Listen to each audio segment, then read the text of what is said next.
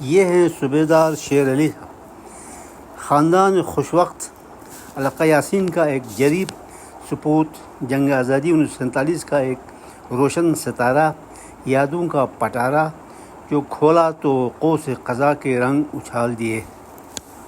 تو صرف مگے چھم تو نو سے مجھے ایک تیاری تو نہیں تھا نا تو مساج سوال مواد تیاری تو بس تھوک گنا تھوڑا میں جب سے نہیں جی تیاری تھے تجھے گران تک. اچھا تو میں صحیح سوال ہے جواب دوں بس.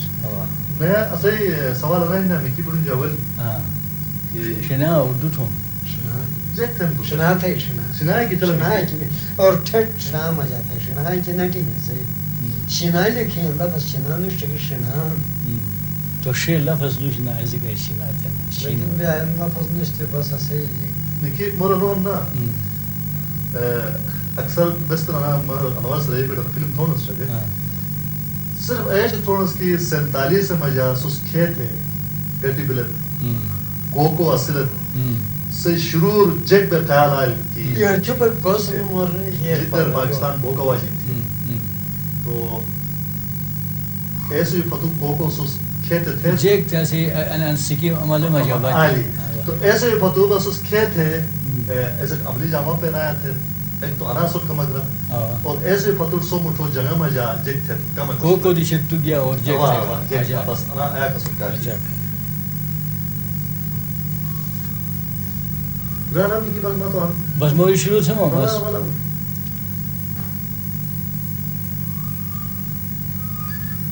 سنہ 1900 مس اردو تھا میں خیال جگ تھے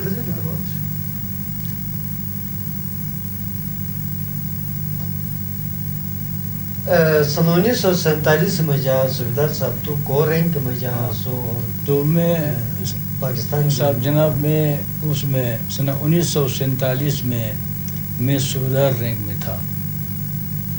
صوبیدار رینک میں صوبیدار میں بن کر میرے خیال میں تقریباً فرسٹ گریڈ صوبیدار بننے والا تھا. صوبیدار بن کے تو اس وقت جو انگریز تھے ہمارے انہوں نے یہاں سے یعنی یہاں سے جانے لگے تو گلگت ایجنسی جو ہے وہ کشمیر مہاراجے کے ہاتھ میں چلائی ہے. یہاں پر پولیٹیکل ایجنٹ جو تھے وہ میجر بریکن تھے.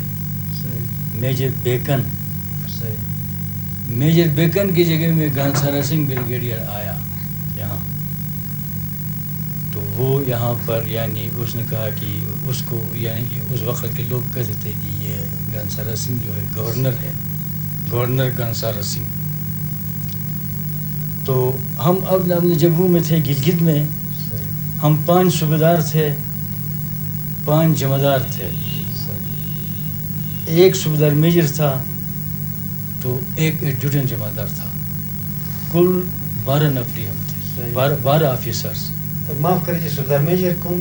صوبیدار میجر تھا بابر خان، محمد بابر خان. وہ تھے صوبیدار میجر. تو باقی 5 صوبیدار تھے. میں ان 5 صوبیداروں میں ایک صوبیدار تھا، سمجھے نا. تو 4 جمعدار تھے، ایک جمعدار ایڈجوٹنٹ تھا، کل ہو گئے 12. تو 550 ہماری اسٹرینتھ تھی نفری ہیڈ کوارٹر ملا کر. ہم گلگت کے حفاظت کے لیے گلگت سکوٹ کہلاتے تھے. معاف کریے گلگت سکوٹ کا نام کس نے رکھا ہے؟ کس نے رکھا تھا گلگت سکوٹ کا نام؟ گلگت سکوٹ کا نام انگریزوں نے رکھا تھا. ہاں یہ انگریزوں نے ہی ان کو بھرتی کیا تھا شروع میں جب یہ ریزرو تھے تو ان کا نام گلگت سکوٹ رکھا گیا تھا، یعنی گلگت کے حفاظت کے لیے. تو سنہ 1947 میں بات یوں ہو گئی کہ گانسارا سنگھ نے خفیہ ایسا بندوبست کیا کہ اب ہندوستان میں شر و فسادات ہو رہے تھے تو اس قبائلی علاقے میں بھی کچھ ان کو خطرہ محسوس ہوا تھا شاید، اس لیے انہوں نے یہ سکیم کیا کہ گلگت سکوٹ کو گلگت سے باہر نکالا جائے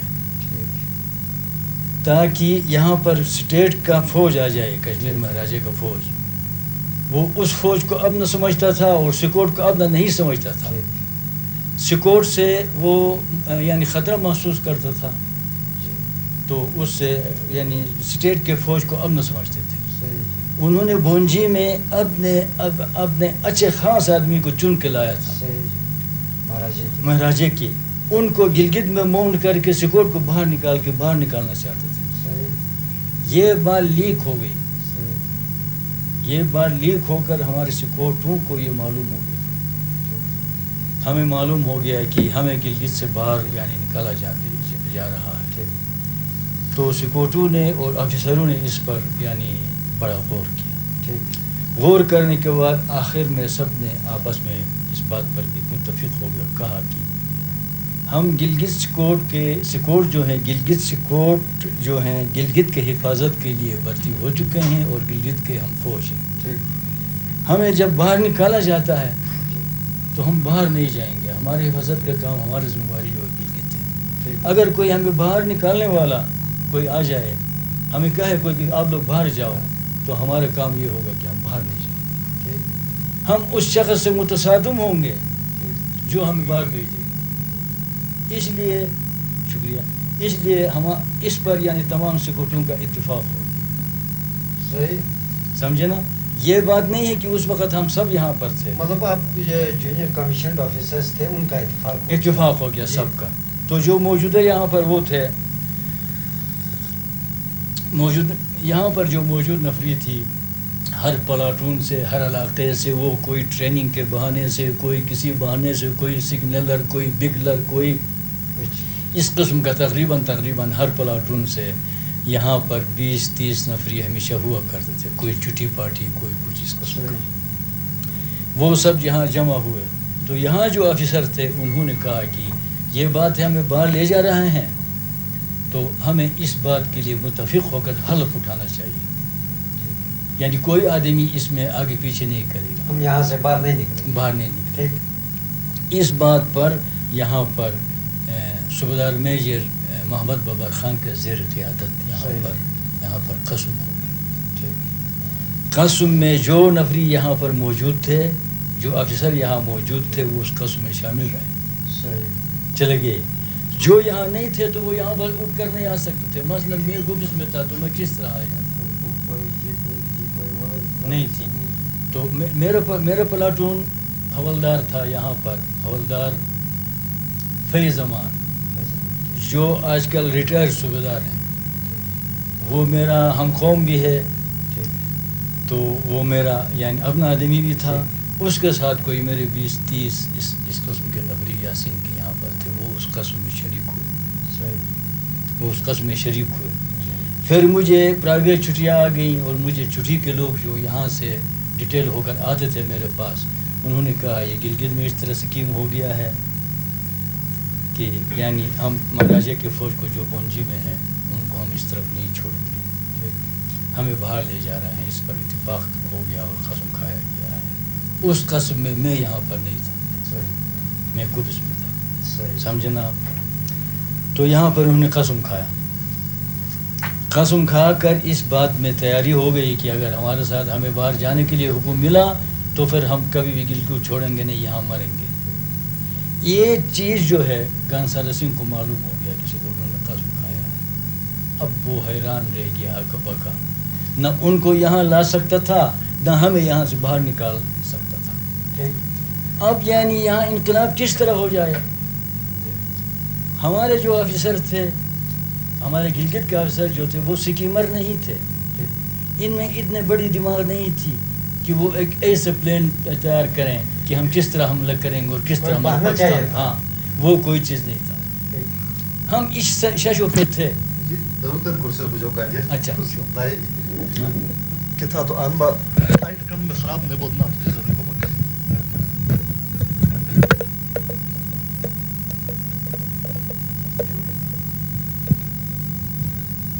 پہنچی کہ ہمارے سکوٹوں نے قسم کھا کر تیاری کر لیا کہ ہم گلگت کو چھوڑ کر باہر نہیں جائیں گے, اور ہمیں ہماری تبدیلی میں کوئی نفری بونجی سے یہاں لایا گیا اس کے ساتھ متصادم ہو جائیں گے, اس کو یہاں نہیں چھوڑیں. اس بات پر ہم تھے. تو کوئی ایسا سکیم نہیں بن سکا تھا کہ کس طریقے سے ان پر حملہ کی جائے اور کس طریقے سے ان کو محصور کیا جائے.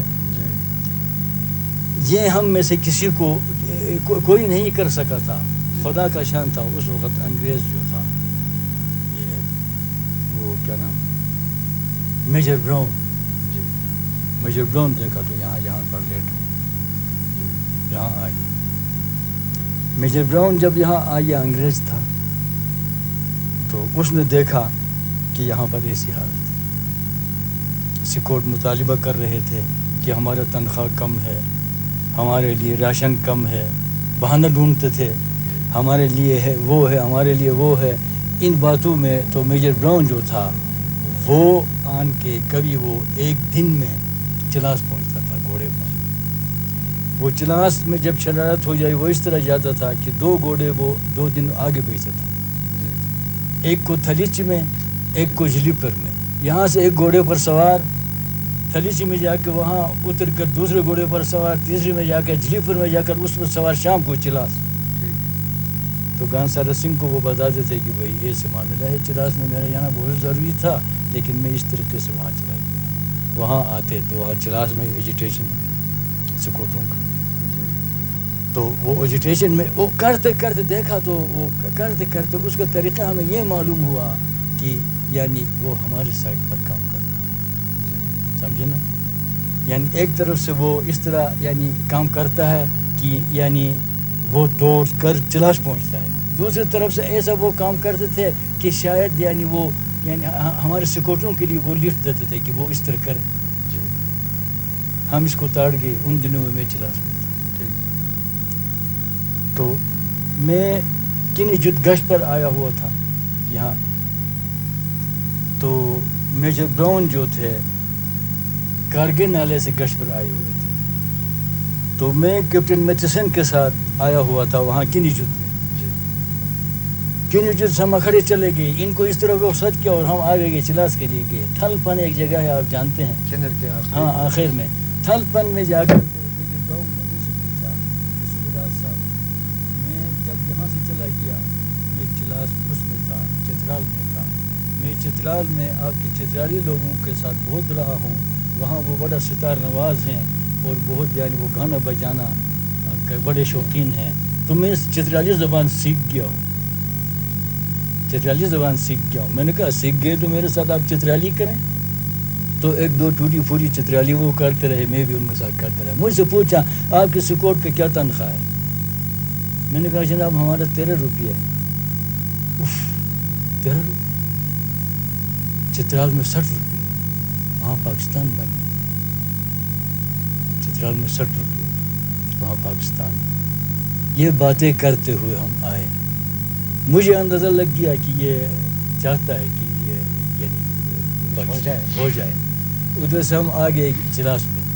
چلاس میں آن کر کچھ مطالبات تھے سکوٹوں کے تھوڑے بہت, وہ ہونے کے بعد وہ چلے گئے اور بس آ گئے. اب اس کا کوئی پتہ نہیں تھا کہ سکیم کا کس طرح معاملے کرتے ہیں. صرف براؤن کے کمانڈنٹ براؤن نے مجھے یہ کہا تھا آپ کو 2 راجو نے جو کہ آپ کے خاندان کے اگینسٹ ہیں, انہوں نے گانسارا سنگھ کے پاس آپ کا شکایت کیا ہے.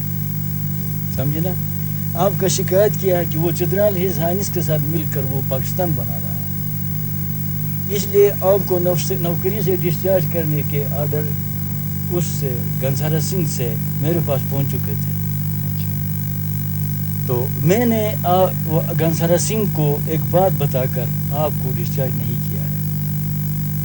تو وہ بات یہ ہے کہ میں نے ان کو کہا کہ گلگت سکوٹ میں یہ لکھا ہوا ہے یہ کلاس 2 آفیسر ہوتا ہے صوبیدار, صوبیدار کلاس 2 آفیسر ہوتا ہے. صوبیدار کی نسبت اگر کوئی اس قسم کے یعنی مشتبہ شکایات ہوں تو اس کو 6 مہینے تک پرکھنا چاہیے. اگر میں آج آپ کے کہنے کے مطابق اس کے سٹار اٹھا کے اس کو واپس گھر بھیج دوں تو پھر وہ تگڑا آدمی ہے, وہ گلگت ٹریننگ آرڈر کتاب کو لے کر وہ آپ کا بھی میرا بھی گلا پکڑے گا. اس لیے بہتر یہ ہوگا کہ آپ اس کو 6 مہینے تک چھوڑ دیں. 6 مہینے کے بعد اگر وہ مجرم ہے تو پھر وہ اس کو آپ سزا دے سکتے ہیں. تو اس نے میرا بات مان لیا ہے. آپ اس کے ساتھ کیا نام ہے کیپٹن میتھسن کے ساتھ جا کے کام کریں, پھر پتہ لگتا ہے کہ آپ اس کو نکالتے ہیں یا وہ آپ کو نکالتا ہے. یہ باتیں تھی میرے ساتھ, میں چلاس میں تھا. اجلاس میں. اس طرح میٹیسن صاحب کے سامنے بات کرتا آخر ایک دن میٹیسن صاحب نے ٹیلی فون کیا, ہیلو صوبیدار صاحب, آپ اپنے گھوڑے پر زین لگا کے اس پر سوار جلد آپ پہنچ جائیں میرے پاس, یہاں ضروری کام ہے. میں دوڑ کے وہاں آ گیا. میں بہت لمبا کر رہا ہوں. اچھا تھوڑا اچھا. تو میں دوڑ کے گھوڑے پر زین لگا کے دوڑ کے گھڑوئی میں چلا گیا, بنگلے میں گیا تو فوراً مجھے اندر لے لیا, اس کمرے کے پردے ڈال دیے مجھے, یعنی کرسی میں بٹھا کر, یعنی دروازہ بھی بند کر کے, ہیلو صوبیدار صاحب, میں نے جو آپ کو کہا تھا وہ وقت اب آ گیا ہے, آپ کو میں آرڈر ایشو کر رہا ہوں, آپ نوٹ کریں آپ نے کیا کرنا ہو. ابھی 12 بجے آپ نے اس سے کیا نام ہے چلا سے نکلنا, آپ اپنے ساتھ ایک پلاٹون لے لیں, امنیشن لے لیں. میں ابھی وہاں آ رہا ہوں, قلعے میں آ رہا ہوں, تو امنیشن لے لیں. میں نے راجہ علی کو کہا ہوا ہے کہ وہ ٹرانسپورٹ آپ کے لیے وہاں تک کر دے گا, تو میں بھی وہاں آ رہا ہوں. آپ نے جو کچھ کام کرنا ہے اس کی نسبت میں آپ کو نوٹ لکھوا رہا ہوں, آپ نوٹ کریں. اچھا جناب وہ کیا بات آپ کہتے ہیں؟ تو وہ مجھے کہنے لگا ایک پلاٹون تفریح لے لیں, آپ 6000 بکس لے لیں اس کے فائرنگ کے, پوچھ امنیشن کے بغیر. تو اس کے ایک مشین گن لے لیں ساتھ اپنا, تو ایک پلاٹون اپنے ساتھ لے لیں. راشن آپ کے لیے تھوڑا آپ پکا ہوا راشن خود لے لیں, باقی جو راشن ہے میرے ساتھ ہوگا, میں آپ کے پیچھے آ رہا ہوں. تو آپ نے وہاں جا پہنچ کر کام کیا کرنا ہے, سب سے فرسٹ کام آپ نے یہ کرنا ہے کہ راستے میں آپ کو آدمی دیکھے, کوئی آدمی آپ کو دیکھے تو آپ سے پوچھے یا آپ کا واقف ہو, تو آپ ان کو یہ کہیں کہ بھائی میں جگلوٹ تک گھس جا رہا ہوں. زیادہ تر آپ رات کو ایڈوانس کرنے کی کوشش کریں, دن کے وقت آپ کسی پہاڑ کے پیچھے چھپائی میں بیٹھے رہیں, ایڈوانس نہ کریں. کوئی آپ کو دیکھے آپ کہیں کہ میں گھس جا رہا ہوں. جب آپ اس میں جائیں گے, کیا نام ہے, اس میں پہنچیں گے, نہیں یہ فارم میں, جگلوٹ فارم میں پہنچیں گے تو رات کا وقت ہوگا, آپ کو کوئی نہیں دیکھ سکے. پہنچتے ہی ایک تگڑا سیکشن کمانڈر کے ساتھ 4-5 آدمی آپ بھیج دیں. ہم نے پتہ لگایا ہوا ہے کشتی جو ہے ہمارے پونجی کی طرف, اس کی طرف ہے, کیا نام ہے, جگلوٹ کی طرف ہے. اس عہدیدار کو آپ ہدایت کریں کہ وہ وہاں جا کر کشتی کے ڈوری کو کاٹ کے کشتی کو پانی میں بہائے, کشتی کو پانی میں بہائے. یہاں میں نے سوال کیا, جناب سوال کرنے کا اجازت ہے؟ مجھے کہا یو کین, آپ سوال کر سکتے ہیں. میں نے کہا جناب کشتی جو ہے پانی میں بہہ جائے گا. بل صوبیدار صاحب آپ اس بات کو نہیں جانتے کہ ملاح لوگ بڑا شیطان ہوتا ہے, وہ ہندو کا پیسہ لے گا, ہندو کو پار نکالے گا. آپ ساتھ ایک پلاٹون ہے, آپ ان سے کیا مقابلہ کر سکتے ہیں؟ ویل جو کچھ میں کہتا ہوں آپ کو وہ کرنا ہوگا. کشتی کو دریا میں بہاؤ, وہ بڑا چیز ہے, کہیں پہاڑ پتھروں میں جا کے پھنس جائے گا, دوسرے دن ہم نکال دیں گے. کام ختم ہو گیا نا. اس کے بعد کہا کہ پیٹرول کا تیل, مٹی کا تیل آپ خچر پر لوڈ کرو اور پرتاپل میں پہنچ کر اس کو چھڑکا کر اس کو آگ لگاؤ. میں نے کہا جناب ہمارا راستہ کڑا ہوتا ہے اور ادھر مسلمانوں کا راستہ کڑا ہوتا ہے پل کے جلنے سے, یہ تو ذرا مجھے مشکل کام معلوم ہوتا ہے. کہا ویل صوبیدار صاحب آپ کو معلوم ہے ابھی برزل کا گلی جو ہے وہ آزاد ہے, اگر کشمیر سے انفینٹری ایڈوانس کرے یہاں پر, آپ کا ہاتھ میں کون سا اسٹرینتھ ہے ان کے ساتھ مقابلہ کرنے کے لیے؟ گلگت میں ہم تو گلگت میں پہنچنے کے لیے ان کے سامنے یہ رکاوٹ ڈالتے ہیں جیسے یہ پاکستان گورنمنٹ کا سکیم ہے, you must do it.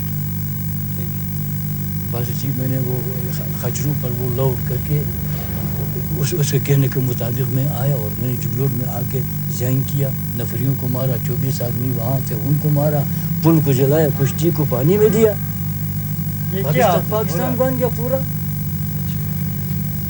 بس کشتی آپ نے یہاں بس کشتی کو پانی میں بہایا, پل کو آگ لگایا. تو آپ نے آ کر پونجی میں اپنے مسلمان آفیسرز تھے, ان میں سے کسی کے ساتھ نہیں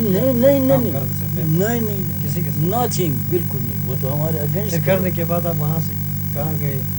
انہوں نے مجھے یہ کہا تھا کہ فرسٹ کام یہ 3 کام کرنے کے بعد آپ وہاں پر کسی محفوظ جگہ میں ان پوزیشن رہ کر آپ ہمیں رپورٹ بھیج دیں گے. کمانڈنٹ صاحب کو گلگت کی طرف رپورٹ آپ کا آئے گا اور میرے لیے رائے کوٹ پل پر آئے گا, سمجھے نا. تو پھر آئے گا آپ کی رپورٹیں جب ہمیں مل جائیں کہ آپ وہاں پر کامیاب ہو چکے ہیں، ہم آپ کے پاس آئیں گے، ہم آپ کے پاس آن کے پھر آگے ہم سچیم کریں گے کہ ہم نے کیا کرنا ہے۔ تب تک آپ نے اور کام نہیں کرنا۔ لیٹ دم گو، ان کو جانے دو، لیٹ دم گو۔ میں نے کہا کہ مسلمان اور وہ لیٹ دم گو، جو یا وہ آپس میں لڑیں یا وہ کشمیر چلے جائیں، ہم پیچھے سے ان کو پکڑیں گے، لیٹ دم گو۔ یہ الفاظ یہ میں نے کیا۔ تو اب یہاں پہنچ کر بات یہ ہو گئی، یہاں پہنچ کر یہ میٹھی جیسی بات ہے، میں کروں گا۔ تو جو پل پر میں نے آدمی بھیج دیے تھے، وہ آدمی وہاں پر کامیاب کام نہ کر سکا، تو مجھے خود دوڑ کر پل پر جانا پڑا۔ اس پل پر جانا پڑا تو وہاں پر وہ آدمی، ایک آدمی پر فائر کیا، اس آدمی کو بھی، دشمن کو گولی بھی نہیں لگا ہے، پل کو جلایا بھی نہیں ہے۔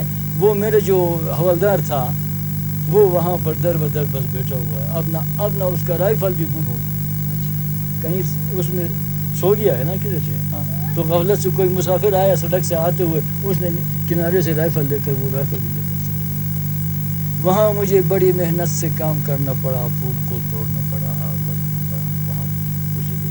ویسے سننا سے قطع کلامی معاف آپ نے ایسا کیا اپنے سینئر افسر کی ہدایت کے بعد، کیا یہ واقعی پاکستان کی انٹرسٹ میں تھے یہ سیکھی؟ ہاں بالکل۔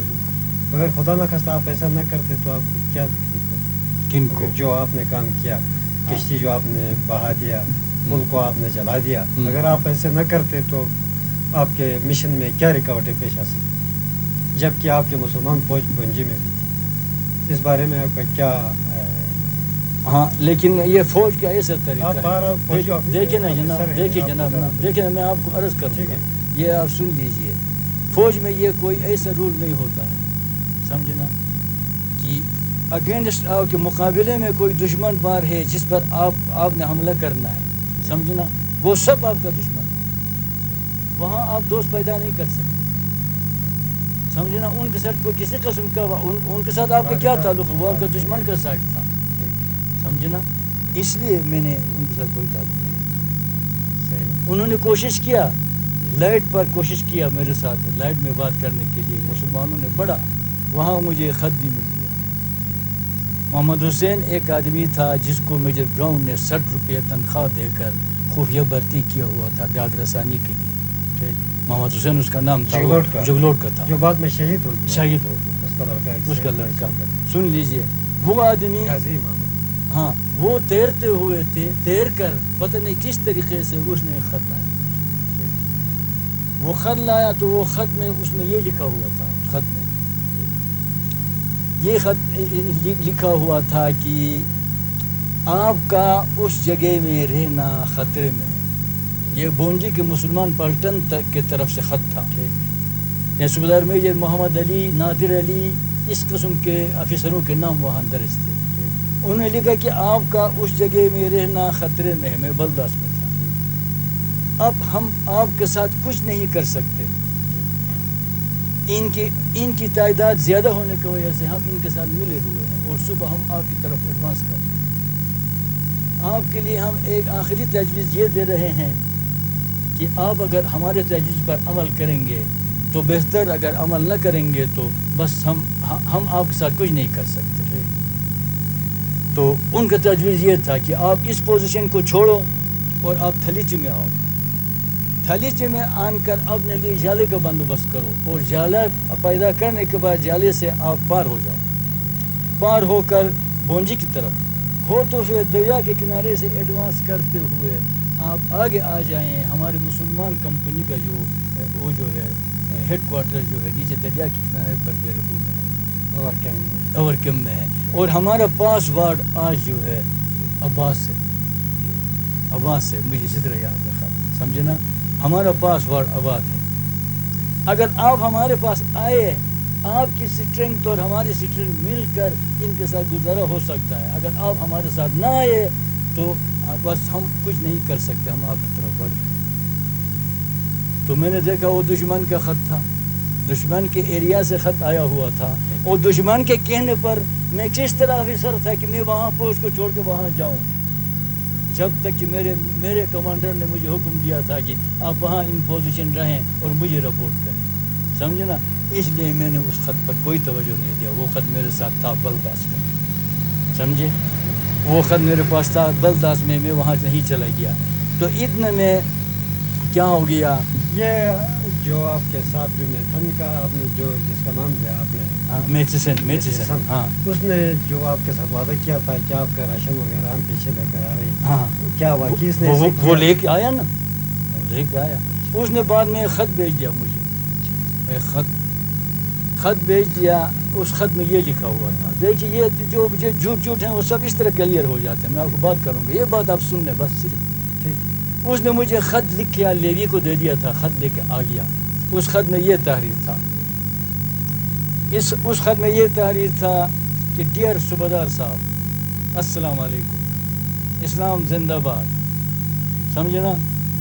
ابھی گلگت کمانڈنٹس کورٹ کی طرف سے ایک خط ملا ہے جس میں وہ تاکید کرتے ہیں کہ صوبیدار شیر علی کو یہ خبر فوراً پہنچاؤ کہ جب وہ پرتاپ پل پر ہوگا تو بونجی سے ایک سکھ کمپنی گلگت جاتی ہوئی ان کو ملے گی. بے شک صوبیدار شیر علی کے لیے اس سکھ کمپنی کے ساتھ مقابلہ کا بہت اچھا موقع ہوگا. اگر وہ مقابلہ کریں گے تو گلگت سکوٹ کا سکیم برباد ہوتا ہے. وہ مقابلہ نہ کریں, چھپ کے بیٹھے رہیں. جب وہ سکھ کمپنی گلگت کی طرف چلی جائے اور دور نکل جائے تب حکم کے مطابق کام کرو, پل کو توڑو, آگ لگاؤ, دشمن کو پکڑو. وہ خط ابھی بھی میرے پاس ہے. اس کا مطلب یہ ہے اس کا یہ مطلب ہے, اس کا میں آپ کو سمجھاتا ہوں. ہمیں اس طریقے سے اٹیک کے لیے اس نے منتشر کیا کر کے گنسارا سنگھ کو جا کے براؤن نے کہا تھا کہ جناب اب سکوٹوں پر بھی کوئی اعتبار نہیں, وہ بھی اس کے ساتھ قبائلیوں کے ساتھ مل گئے. تو اس لیے آپ کا جان بھی خطرے میں ہے, ہمارا جان بھی خطرے میں ہے, خزانہ بھی خطرے میں ہے. تو آپ مہربانی کر کے ایک سکھ کمپنی کو جلدی سے بلاؤ تاکہ وہ خزانے کا حفاظت کرے, آپ کا ہمارا حفاظت کرے, ورنہ گلگت پاکستان ہو. ان کو بھی بچانا چاہتے